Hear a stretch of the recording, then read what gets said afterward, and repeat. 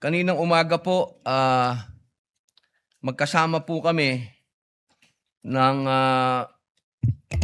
representante ng Kamanggagawa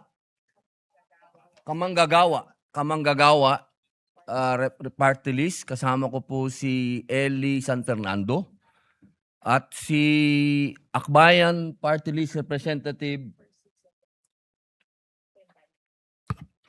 Percy Sendanya. Alam niyo po, Ginoong Pangulo, napakapambihira po nito dahil magkakaiba po kami ng partido. Pero iisa po ang layunin namin. Nagpunta po kami sa Pasig Regional Trial Court upang dalhin po namin ang saloobin ng ating mga manggagawa sapagkat nagkaroon po ng temporary restraining order patungkol po dun sa 85 pesos na ibinigay po sana na dagdag sahod. Ako po ay lumalapit lamang sa aking mga kasama po dito sa Senado, sa inyo po, unang-una na po, Ginoong Pangulo, sapagkat nagdurugo po ang puso ng ating mga manggagawa. Ang kanila pong hiling ay kagyat po itong mapag-usapan at matulungan po natin sila.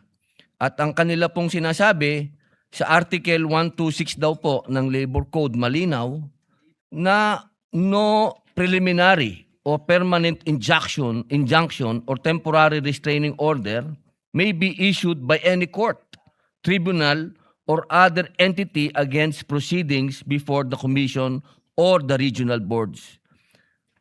Alam niyo po, nakikiusap po sila sa atin, Ginoong Pangulo. Yung lamang po, maiksi lang po ito, na gusto ko lamang pong sabihin sa ating mga kasama, makakahiwalay po kami ng partido, ha? Hindi po kami makakasundo pag pinag-usapan ng politika.